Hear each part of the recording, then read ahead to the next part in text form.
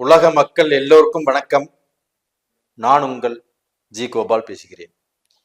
இன்னைக்கு மாத பலன்கள் வரிசையில் அக்டோபர் மாத பலன்கள் மீன ராசிக்காரங்களுக்கு எப்படி இருக்க போகிறது, இதை பத்தி தான் இந்த வீடியோல தெளிவா பார்க்கிறோம்.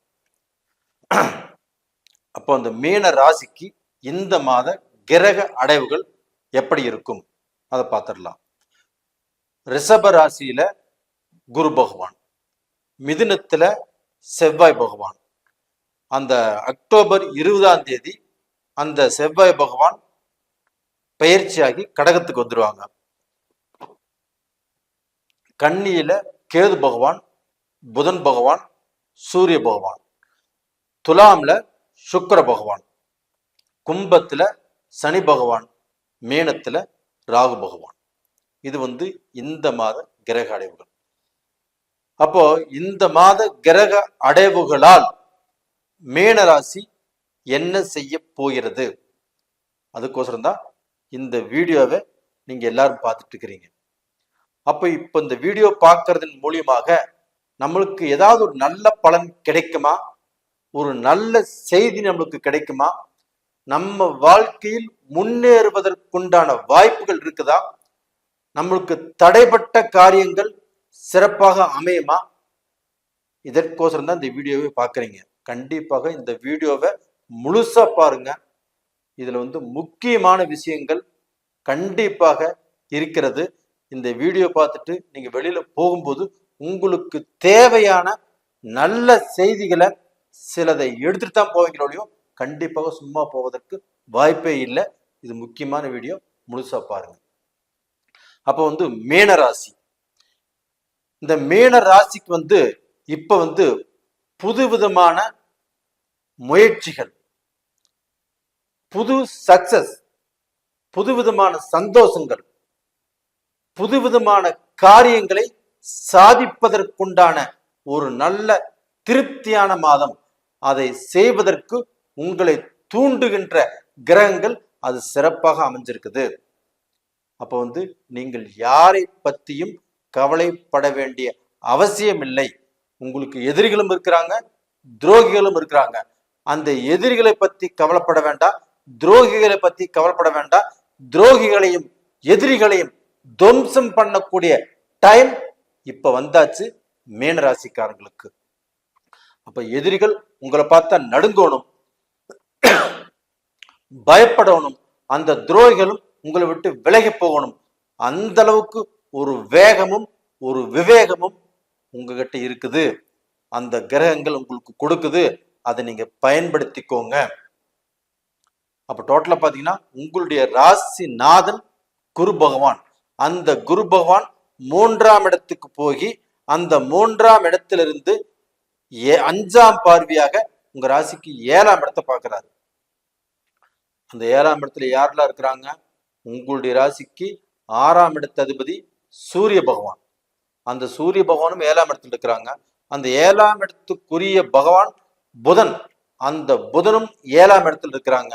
அந்த கேது பகவான் 7ஆம் இடத்துல இருந்து உங்களுடைய வாழ்க்கையில கஷ்டத்தை கொடுத்து, சிரமத்தை கொடுத்து, வாழ்க்கையில முன்னேற்ற பாதையில போக முடியாம பல குழப்பங்களை கொடுத்து உங்களை தடுத்து நிறுத்திய அந்த கேது பகவானும் 7ஆம் இடத்துல இருக்கிறாங்க. அந்த கேது பகவானை குரு பகவான் 5ஆம் பார்வையால் பார்த்து அந்த கேதுவுடைய அந்த சிறகுகளை அடக்கி உடக்கி வச்சிருக்குது. அது உங்களுக்கு தோஷம் செய்யாது, இப்பொழுது யோகத்தை தான் செய்யும். அப்ப அந்த குரு பார்வையில கேது இருக்கிறதுனால கேல யோகம் அப்படிங்கிற யோகம் உங்களுக்கு அமைகிறது. அப்ப அந்த கேல யோகம்னா கோடீஸ்வர யோகம். அப்ப டோட்டலா மீன ராசிக்காரங்க உங்களுடைய வாழ்க்கையில நீங்கள் ஏதாவது ஒரு ரூபத்துல கோடிகளை சம்பாதிப்பதற்குண்டான வாய்ப்பு கிடைக்கும். நீங்கள் கோடீஸ்வரனாக போறீங்க. அப்ப டோட்டலா பாத்தீங்கன்னா நீங்கள் இழந்ததை கண்டிப்பாக அடைவீர்கள். அப்ப இப்ப 7 சனியில் இருக்கிறமே அப்படிங்கிற பயமே தேவையில்லை. அப்படி தட்டி விட்டுட்டு நீங்க தோல் மேல துண்டை போட்டு இப்ப நீங்க ஜெயிக்கலாம், சம்பாதிக்கலாம், சாதிக்கலாம். அதற்குண்டான நேர காலங்கள் உங்களுக்கு வந்தாச்சு. ஆனா அதே சமயத்துல நீங்க ஒரு இடத்துல கொஞ்சம் ஜாக்கிரதையாக இருக்கணும். அப்படின்னா நீங்க யாரை நம்புறீங்களோ அவங்கள வந்து பார்க்க போனா ரொம்ப அக்யூரேட்டா அவங்கள ஃபாலோ பண்ணிக்கோங்க. முழுசா யாரையுமே நம்பிட வேண்டாம்.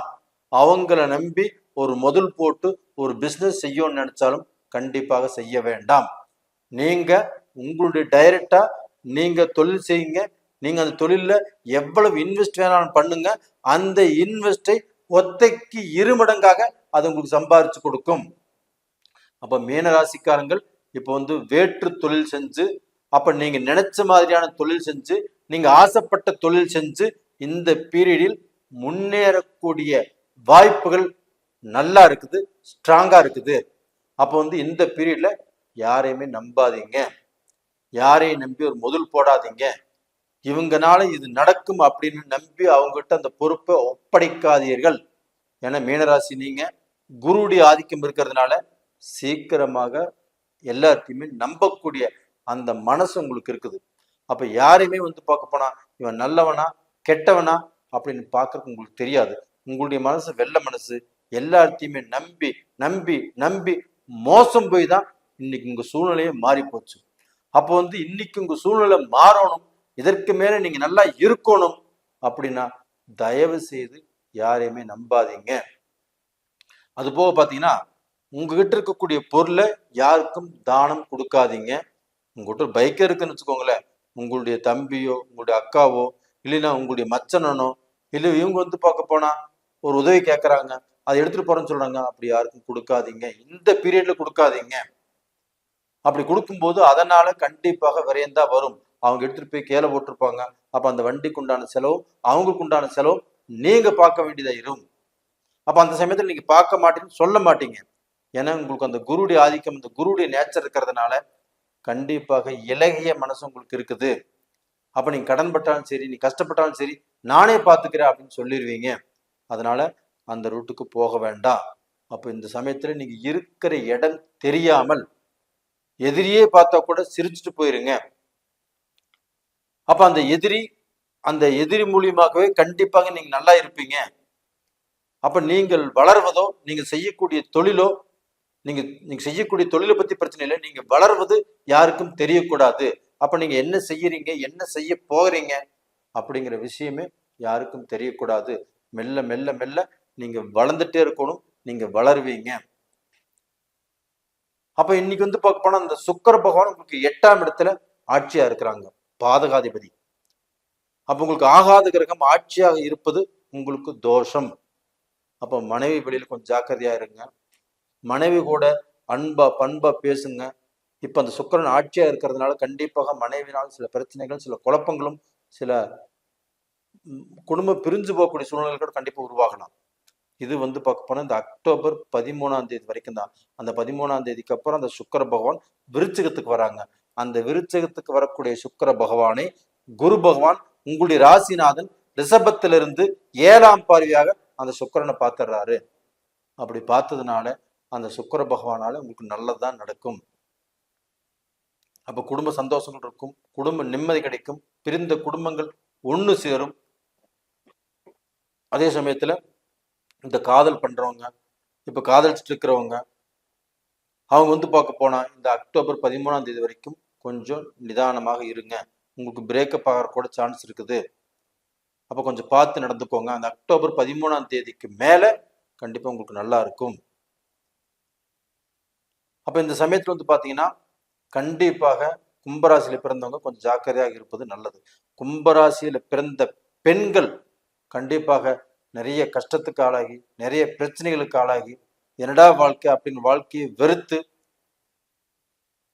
இந்த சமயத்துல வாழ்ந்துட்டு இருக்கீங்க. அவங்க எல்லாத்துக்குமே ஒரு விடிவு காலம் பிறக்குது, ஒரு விமோச்சனம் கிடைக்குது. கண்டிப்பாக நல்லா இருப்பீங்க. அதே சமயத்துல புதுசான தொழில்கள் செய்வதற்குண்டான வாய்ப்புகள் மீனராசியில பிறந்த பெண்ணாக இருக்கட்டும் ஆணாக இருக்கட்டும் இப்ப வந்திருக்குது.